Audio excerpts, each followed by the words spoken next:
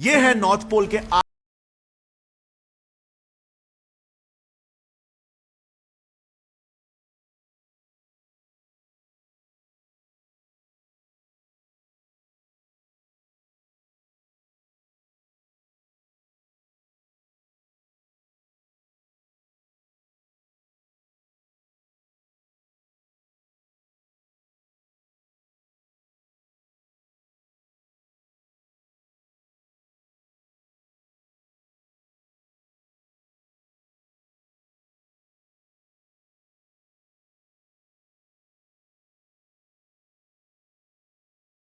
ना ही बड़ा इनिशिएटिव होने वाला है।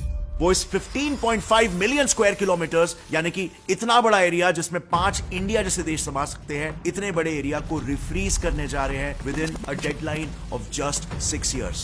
और इसके लिए वो पूरे बर्फीले नॉर्थ पोल पर पैराडॉक्सिकली नमकीन पानी छिड़कने वाले। अब जिन्हें नहीं पता उन्हें थोड़ा सा बैकग्राउंड दे दूं।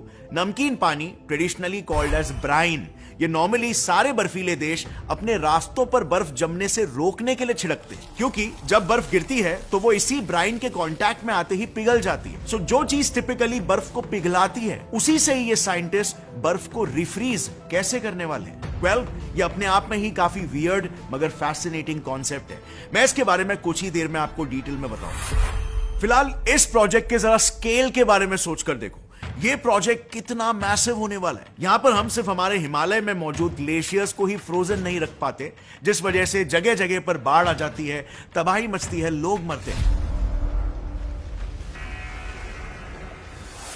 और वहां पर साइंटिस्ट लिटरली 5 भारत जितने एरिया को फ्रीज करने जा रहे हैं। सो नेचुरली यहां पर यह सवाल पैदा होता है कि यार ये इतने बड़े सीमिंगली इम्पॉसिबल प्रोजेक्ट को करने की आखिर जरूरत ही क्यों पड़ रही है।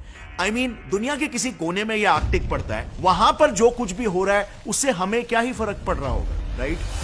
एंड वेल, यहीं पर हम सब गलत हो जाते हैं।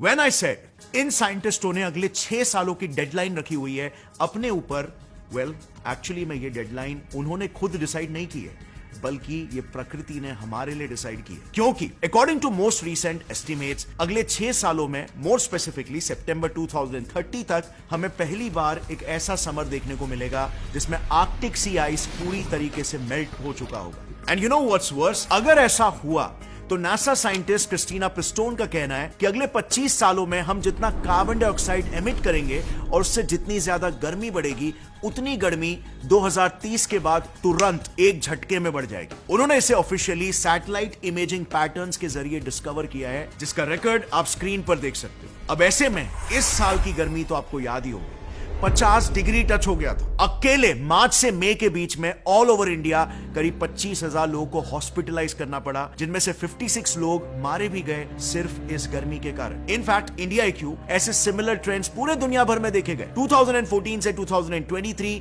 ये हमारे इंसानी इतिहास के 10 सबसे गर्म साल रहे, जिसमें से पिछला ही साल 2023 on record was the hottest year ever. इतनी गर्मी नहीं पड़ती, पर जितनी गर्मी आज है, इतनी गर्मी मैंने अभी तक लाइफ में बता रहा हूँ, इतनी गर्मी मैंने झेला नहीं है। ऑल्सो दुनिया में कुछ ऐसे कोस्टल सिटीज और गांव भी है जो समुद्र के नीचे डूब रहे, जैसे कि इंडोनेशिया के इन गांवों को देखो। इंडोनेशिया के जावा आइलैंड के नॉर्दर्न कोस्ट पर बसे ये गांव अभी 2005 से पहले ही पूरी तरह से सूखे हुए करते थे, बट आज हालत ऐसी हो गई है कि वहां पर बच्चों को तैर के स्कूल जाना पड़ रहा है और माएं लो टाइड का इंतजार करती है घर के काम करने के लिए। देन सेम घटना थाईलैंड के कैपिटल सिटी बैंकॉक के साथ भी घट रही है। ये समुद्र के बीच में जो पोल्स आप देख रहे हो ना, ये इलेक्ट्रिसिटी के पोल्स है, क्योंकि वहां आज से कुछ दशक पहले एक गांव हुआ करता था। दुनिया भर में ऐसे कई और शहर है, जैसे कि नेदरलैंड्स का एम्स्टर्डम शहर, इटली का फेमस वेनिस शहर, यूएसए के न्यू ऑर्लियंस, वर्जीनिया बीच वाले इलाके, नाइजीरिया का लागोस शहर, बांग्लादेश का कैपिटल ढाका,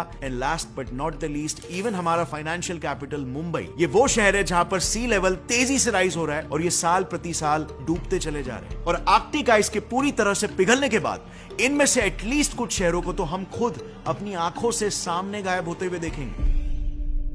यानी कि आर्कटिक सी आइस को बचाना हमारे लिए करो या मरो वाली सिचुएशन हो गई है। और अगर अब हमने कुछ नहीं किया तो ये इकलौता प्लैनेट जिस पर जीव रह पाते हैं, ये भी जीवन के लिए एक लिविंग हेल बन जाएगा। सो आर्कटिक रिफ्लेक्शंस के साइंटिस्ट इसे रोकने के लिए क्या कर रहे हैं? क्या वो समय रहते 5 इंडिया जितने बड़े एरिया में फैले आर्कटिक सी आइस को फिर से रिफ्रीज कर पाएंगे? वेल, इस मार्स कॉलोनाइजेशन जितने मुश्किल मेगा प्रोजेक्ट को अंजाम देने के लिए आर्कटिक रिफ्लेक्शंस के साइंटिस्टों ने एक काफी जीनियस स्ट्रैटेजी ढूंढ निकाली है, जिससे कम से कम खर्च और मेहनत में हम ज्यादा से ज्यादा आर्कटिक आइस को फिर से रिफ्रीज कर पाएंगे। ये स्ट्रैटेजी इनफैक्ट इतनी कारगर साबित हो रही है कि इवन यूनाइटेड नेशंस ने इनके काम से खुश होकर इस नए नवेले स्टार्टअप को पूरी दुनिया की तरफ से आर्कटिक सी आइस रेस्टोरेशन प्रोजेक्ट का लीडर चुन लिया है। दरअसल हमारे नॉर्थ पोल्स के पास एक जगह है कॉल्ड स्वालबार्ड आर्कीपेलेगो। ये नॉर्वे के अंडर आता है and it is one of the fastest warming places on the planet, जो साल दर साल हमारे पृथ्वी के एवरेज टेम्परेचर से भी करीब 3 गुना तेजी से गर्म हो रहा है। सो आर्कटिक रिफ्लेक्शंस ने यहां पर क्या किया, ये अपने छोटे डीजल पर चलने वाले वाटर पंप्स लेकर स्वालबार्ड पहुंच गए और उस पंप की मदद से वहां पर बर्फ के नीचे मौजूद आर्कटिक ओशन के खारे पानी को ऊपर स्प्रे करने लग गए, ताकि वो पानी ऊपर की ठंडी हवा से फ्रीज होकर ऑलरेडी एग्जिस्टिंग बर्फ पर एक एक्स्ट्रा लेयर बनाए। बेसिकली आपने देखा होगा हिस्ट्री टीवी पर एक शो आया करता था कॉल्ड आइस रोड ट्रकर्स, जिसमें कनाडा और अलास्का के ट्रकर्स को ठंड में जमी रिवर्स और लेक्स पर बड़े बड़े ट्रेलर्स चलाते हुए फिल्म किया जाता था। वेल, उसमें वो जो फ्रोजन रिवर्स दिखाए जाते थे ना, वो भी हर साल इसी टेक्निक का इस्तेमाल करके फ्रीज किए जाते हैं।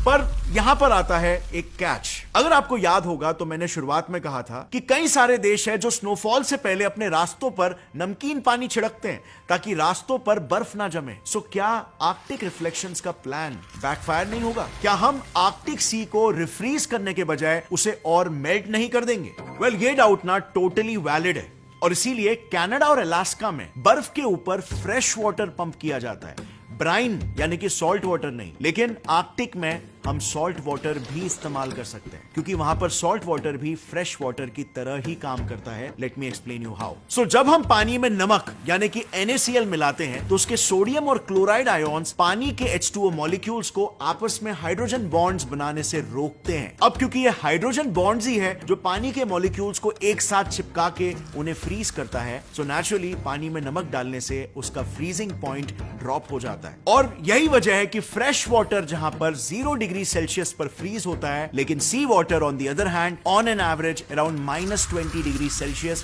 के टेम्परेचर में फ्रीज होता है। सो अब आर्कटिक में सॉल्ट वाटर फ्रेश वाटर की तरह आखिर कैसे काम करता है? सिंपल, फ्रेश वाटर हो या सी वाटर, आर्कटिक का टेम्परेचर तो -40 डिग्री सेल्सियस होता है ना। इतने ठंड में दोनों ही फ्रीज हो जाते हैं और इसीलिए वहां पर खारा सी वाटर आर्कटिक आइस को मेल्ट नहीं करेगा। प्लस इसके साथ इसके अन्य फायदे भी तो हैं। आर्कटिक रिफ्लेक्शंस का ये वाटर पंप देखो, ये कितना पोर्टेबल है येट कितना पावरफुल। ऐसे पंप्स को पूरे आर्कटिक आइस पर जगह जगह पर फिट करना कंपैरेटिवली मच इजियर है देन पूरे आर्कटिक को रिफ्लेक्टिव ग्लास बीड्स या व्हाइट फैब्रिक से कवर करना सनलाइट को रिफ्लेक्ट करने के लिए, जैसे कि प्रीवियस स्टडीज ने सजेस्ट किया था। ऑल्सो या आर्कटिक रिफ्लेक्शंस को इस बात का एहसास जरूर है कि इन पंप्स को फिलहाल तो फ्यूल लगता है जो कि कार्बन डाइऑक्साइड एमिशंस करके पैराडॉक्सिकली आइस मेल्टिंग में ही कंट्रीब्यूट करता है, और इसीलिए वो इनिशियल ट्रायल्स के बाद नॉर्थ पोल पर विंड फार्म्स लगाने वाले ताकि उन पंप्स को ग्रीन एनर्जी की मदद से चलाया जाए। But friends, as with any global environmental initiative, इस इतने नोबल इनिशिएटिव को तक क्रिटिसिज्म्स मिल रहे हैं, इसे अननेसेसरी हाइप बताकर या फिर इसके थ्रेट को डाउनप्ले करवाकर। Let me tell you folks about global warming. Don't worry about it. कई लोग तो आज भी ऐसा मानते हैं और आपने भी ये कई बार सुना होगा कि ग्लोबल वार्मिंग तो बस एक होक्स है। हमारी पृथ्वी नेचुरली भी हर कुछ हजार सालों में आइस एजेस और गर्म फेजेस से गुजरती है। नेचुरल साइकिल्स को डिसरप्ट करने में हम ह्यूमंस का कोई भी कंट्रीब्यूशन नहीं है। सो वेल, इन बातों के पीछे की सच्चाई आखिर क्या है, साइंस क्या कहता है? So well, to answer this, सबसे पहले तो ये समझो कि ये सोच आखिर पैदा ही कहां से होती है और फिर बाकी के चीजें अपने आप ही सेंस बनाने लगी। देखो, साल 1850 में ना जब पहली बार हमने ग्लोबल टेम्परेचर डेटा रिकॉर्ड करना शुरू किया था, तब पृथ्वी का average global temperature 13.73 degree Celsius हुआ करता था। लेकिन उसके बाद जब से यूरोपियंस ने इंडस्ट्रीज लगाना शुरू किया, कंस्ट्रक्शन करना, मोटर इंजन बनाना, तो पृथ्वी का एवरेज टेम्परेचर हर 10 सालों में 0.06 डिग्री से बढ़ने लगा। और 1982 के बाद जब इंडस्ट्रियलाइजेशन और तेजी से बढ़ा, चाइना, जापान और साउथ कोरिया जैसे देश भी इसमें कूद पड़े, तो अब एवरेज ग्लोबल टेम्परेचर हर 10 सालों में 0.20 डिग्री सेल्सियस यानी कि 3 गुने ज्यादा तेजी से बढ़ने लग गया। अब यहां पर ना 2 मेजर लूपहोल्स है या कह सकते हैं छलावे हैं। पहला तो ये कि आज का करंट ग्लोबल एवरेज टेम्परेचर है 15.08 डिग्री सेल्सियस। तो कई लोगों को ऐसा लगता है कि पृथ्वी ओवरऑल काफी कूल है। एंड सेकेंडली 1850 से लेकर अब तक सिर्फ 1.35 डिग्री सेल्सियस का ही तो टेम्परेचर राइज हुआ है, जो कि सुनने में इतना बड़ा जंप नहीं लगता। और एग्जैक्टली यहीं पर लोग सिचुएशन की गंभीरता को नजरअंदाज कर जाते हैं और ग्लोबल वार्मिंग को एक हाइप या फिर एक होक्स बुला देते हैं। वो ये नहीं समझते कि व्हेन वी से एवरेज ग्लोबल टेम्परेचर, वो पोल्स की ठंड से लेकर इक्वेटर की गर्मी तक का एक एवरेज टेम्परेचर होता है। सो अगर ये एवरेज सिर्फ 1 डिग्री से भी बढ़ रहा है तो इसका मतलब होता है कि जो गर्मी वाली साइड है वहां का तापमान एक अच्छे खासे मार्जिन से बढ़ रहा है। प्लस हमारी पृथ्वी एक कॉम्प्लिकेटेड इकोसिस्टम है जिसमें कई कॉम्प्लेक्स सिस्टम्स को एग्जिस्ट कर रहे हैं, बिल्कुल हमारे शरीर की तरह, और सबके हार्मनी में काम करते रहने के लिए प्रॉपर बैलेंस टेम्परेचर का होना जरूरी है। जैसे फॉर एग्जांपल हमारा बॉडी टेम्परेचर होता है अराउंड 37 डिग्री सेल्सियस। अगर हमारा टेम्परेचर इससे 1 डिग्री भी बढ़ जाता है तो हम उसे फीवर कहते हैं, और ये एक साइन होता है कि शरीर में कुछ गड़बड़ी हो रही है, जबकि सिर्फ 1 ही तो डिग्री बढ़ा है ना। पृथ्वी के केस में भी बिल्कुल ऐसा ही होता है। सिर्फ 1 डिग्री से भी अगर ग्लोबल एवरेज टेम्परेचर राइज होता है तो ये एक अनहेल्दी इकोसिस्टम क्रिएट करता है, जो एक कैस्केड ऑफ इवेंट्स को ट्रिगर करता है, जिससे और तेजी से फिर टेम्परेचर राइज होने लगता है, जो सिलसिला चलता रहेगा जब तक सारी बर्फ पिघल न जाए और प्रलय न आ जाए।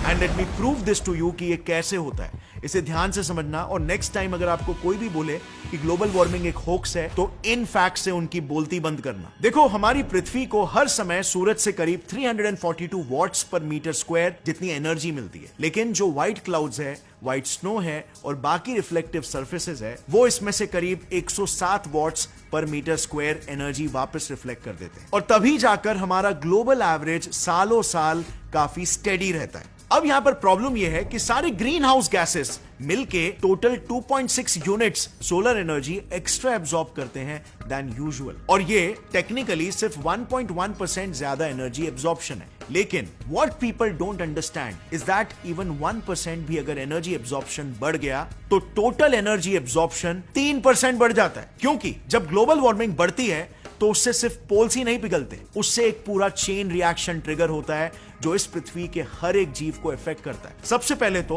पोलर आइस कैप्स मेल्ट होने लगते हैं, तो नेचुरली व्हाइट स्नो नहीं रहेगा टू रिफ्लेक्ट द सनलाइट, तो सनलाइट ज्यादा रिफ्लेक्ट नहीं होगी तो समुद्र का पानी ज्यादा इवेपोरेट होने लगेगा और ज्यादा भाप बनने लगेगा, जो भी एक ग्रीन हाउस गैस है। प्लस हमारे पोलर आइस कैप्स एक तरह से एक ढक्कन का भी काम करते हैं, जो जमीन की गहराइयों में ट्रैप्ड मीथेन को लीक होने से रोकते हैं। अभी स्वालबार्ड का ही बताया जा रहा है कि अकेला स्वालबार्ड भी अगर पूरी तरह से पिघल गया तो वो हर साल एटलीस्ट 2310 टन्स ऑफ मीथेन हर साल एटमॉस्फेयर में लीक करेगा। और मीथेन अगेन ठहरा एक डेडली ग्रीन हाउस गैस जो और ग्लोबल वार्मिंग क्रिएट करेगा, जिससे और आइस कैप्स मेल्ट होंगे और trapped green house gases release होंगे, और ये परपेचुअल साइकिल चलता रहेगा। इसके बाद जब ओशंस तपते हैं तो कार्बन डाइऑक्साइड भी उसमें डिसॉल्व नहीं रह पाता, यानी कि नेचुरली वो एटमॉस्फेयर में फ्लोट होने लगता है, which triggers even more global warming. And lastly, another mechanism that acts as a potential trigger, जब गर्मी बढ़ती है तो जगह जगह ड्राउट्स यानी कि सूखा पड़ जाता है, और उससे फॉरेस्ट फायर्स ट्रिगर होते हैं, जिससे once again green house gases release होते हैं और तापमान और भी ज्यादा बढ़ जाता है। सो अब इसमें इंसानों की गलती कहां पे आती है? वेल, आप ये डेटा देखो, वो जो 2.6 यूनिट्स एनर्जी ज्यादा एब्सॉर्ब हो रही है ना ग्रीन हाउस गैसेस की वजह से, उसमें क्लियरली सबसे ज्यादा कार्बन डाइऑक्साइड रोल प्ले करता है। And guess what, somehow 1980s के बाद से, यानी कि जब इंडस्ट्रियलाइजेशन दुनिया भर में तेज हुआ, उसी के बाद से कार्बन डाइऑक्साइड वातावरण में ड्रास्टिकली बढ़ने लग गया, और ये ऑफिशियल डेटा है। सो जो भी लोग सारा ब्लेम इंसानों से हटाकर प्रकृति के नेचुरल प्रोसेसेस जिसकी वोल्केनिक इरप्शंस वगैरह पर डालते हैं, क्या वो ये कहना चाहते हैं कि जब 1980 में इंडस्ट्रियलाइजेशन तेज हुआ, एग्जैक्टली उसी पॉइंट से नेचुरल कैलामिटीज जैसे वोल्केनिक इरप्शंस भी ज्यादा बढ़ गए? क्या ये कुछ बहुत ही ज्यादा बड़ा कोइंसिडेंस नहीं हो गया?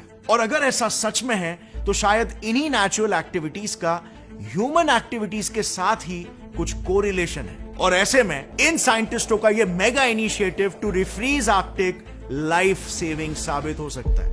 अगर आपको यह वीडियो अच्छा लगा, इससे कुछ भी नया सीखने मिला, एक लाइक जरूर ठोकना। इस वीडियो को जितना हो सके शेयर करो अपने फ्रेंड्स और फैमिली मेंबर्स के साथ, ताकि उन तक भी ये अवेयरनेस फैले और वो अपने लेवल पर स्टेप्स ले सके to reduce pollution and green house gases. और हाँ friends, don't forget to check out true hair and skin natural hair wax for 8 hours strong hold. और सबसे इंपॉर्टेंट बात, अगर आप मेरे डिस्क्रिप्शन लिंक से इस प्रोडक्ट को परचेस करते हो तो पहले 200 कस्टमर्स के लिए ये प्रोडक्ट एब्सोल्युटली फ्री है। लिंक डिस्क्रिप्शन में। Take care of yourself guys, take care of the environment. जय हिंद।